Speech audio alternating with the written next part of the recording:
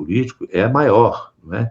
Então, eu acredito que o Flávio, nesse rumo que está indo, ele está se mostrando para a sua própria base aliada, não só e não apenas um candidato vulnerável, né, como também um candidato amador, porque tudo bem, toda campanha tem crise, todo político vive situações difíceis, né, mas a saída que ele busca, ou que ele apresenta para o distinto público, precisa ser uma saída convincente, ou seja, ela precisa ser trabalhada em bases profissionais, né? E o Flávio é um amador. A sensação que se tem é de que a campanha dele é conduzida por ele mesmo, porque o próprio senador Rogério Marinho está na seguinte situação: ou ele é um coordenador de campanha muito ruim, muito incompetente, ou ele está ali só com o título, porque não está participando.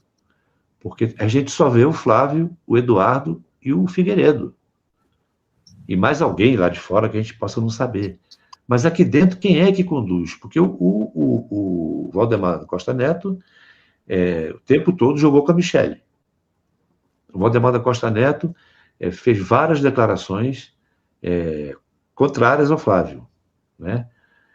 Aliados que tentam consolidar uma candidatura como o Caiado e como o Zema, eles se postaram candidatos ali atrás, mas ali para ficar numa expectativa, que se não se confirmasse, ou seja, a expectativa de que o Flávio pudesse não se viabilizar como candidato, né, então eles estariam ali. Mas acontece que o Flávio está ficando numa situação em que esses, principalmente o Caiado, esses candidatos estão ali como uma possibilidade grande, né? Então, eu acho que a candidatura dele, hoje, quem mais não deseja que ele saia é a esquerda. Está muito bom para o Lula está jogando parado. Pois é, eu ia te perguntar disso. Como é que você acha que o governo vai se comportar diante desses novos fatos agora? O governo, assim, ainda há algumas críticas em relação ao governo em questão da... aquela coisa, né? Sempre se culpa um certo problema de comunicação dos dados da economia. O Lula se queixa disso, já se queixou disso várias vezes ao longo do mandato dele. Como é que você acha que o Lula, que o governo vai agir diante disso? Se ele vai aumentar a intensidade da campanha agora, se ele vai ficar como está? Como é que você vê? O que pode acontecer? Olha, o PP ainda não entrou, assim, o partido formalmente na campanha. Ele faz sua convenção no dia 2 de agosto, não é?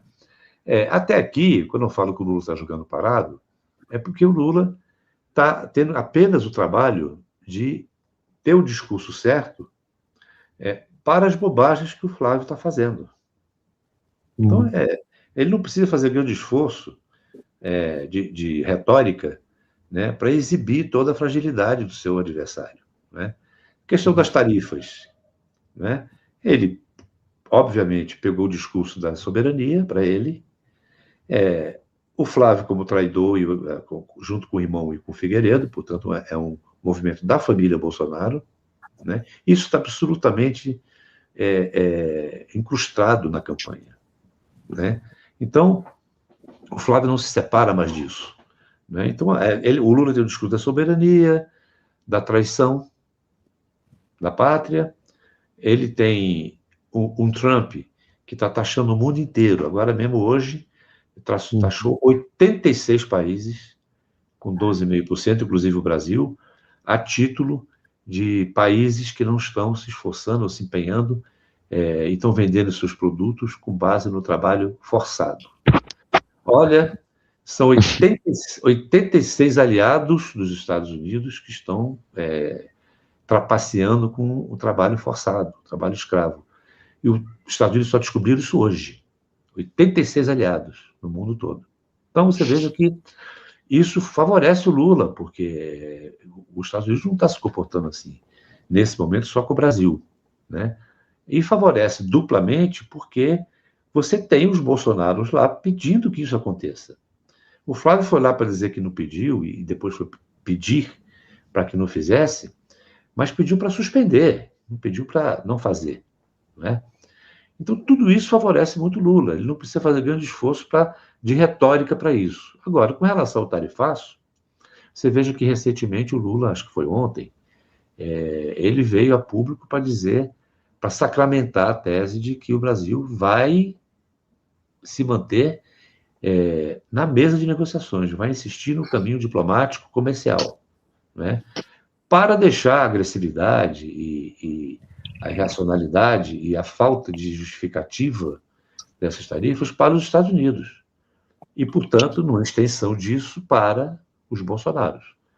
O Lula está dizendo assim, nós, da nossa parte, como governo, como Estado brasileiro, vemos essas tarifas de uma maneira injusta, insustentáveis do ponto de vista legal e insustentáveis do ponto de vista comercial, porque os Estados Unidos é superavitário na relação comercial com o Brasil há mais de décadas.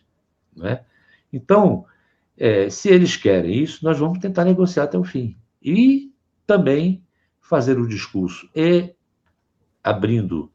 colocando à disposição recursos do governo dentro do plano chamado Plano Soberania, para ajudar os empresários mais prejudicados por essas tarifas.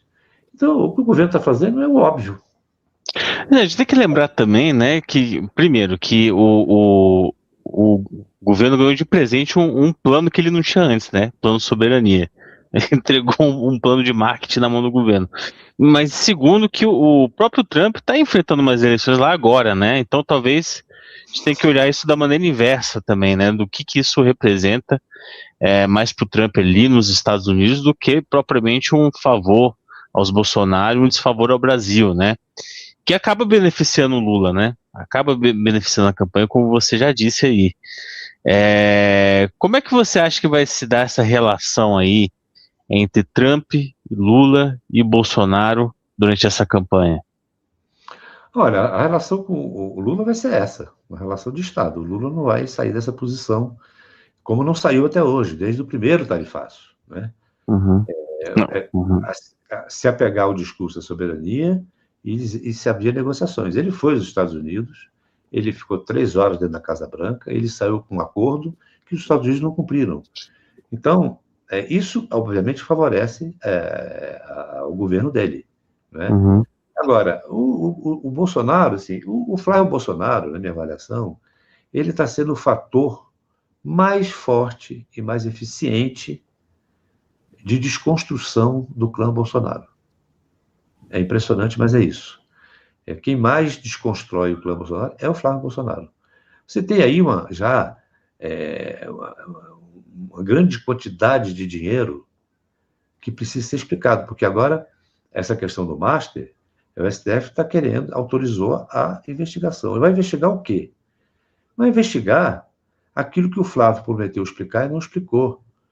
Primeiro, os 64 milhões recebidos diretamente por ordem do Vocaro, por um pedido direto do Flávio Bolsonaro para um filme, né, que, segundo o Flávio, num contrato privado, mas que o dinheiro sumiu. O dinheiro desapareceu, o dinheiro não foi para a produção, o dinheiro não foi para o filme, o dinheiro não foi para marketing.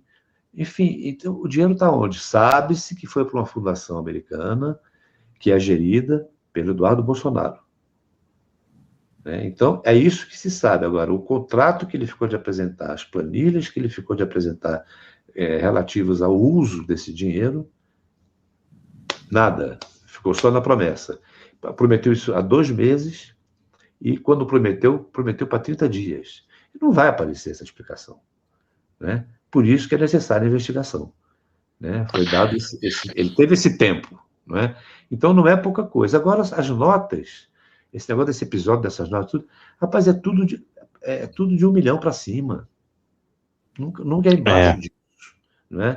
Então ele lida com isso como se estivesse falando dos R$5 que o Zema falou ali. É um negócio impressionante, né? E acusa Deus e o mundo, terceiriza a culpa para todo mundo. É a imprensa, é Metrópolis, enfim, Polícia Federal. Agora não dá mais para o STF, nem para o TSE. Porque que agora é Nunes Marques e André Mendonça. Né? Pois é, agora me faz a seguinte.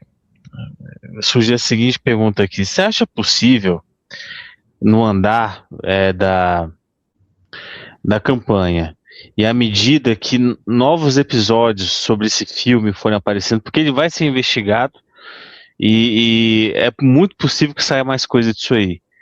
Você acha possível que também haja um isolamento dos Bolsonaro em relação aos Estados Unidos, que a nível de governo, enfim, os Estados Unidos entendam que é mais prudente negociar a nível de governo com o Brasil do que a nível de ideologia?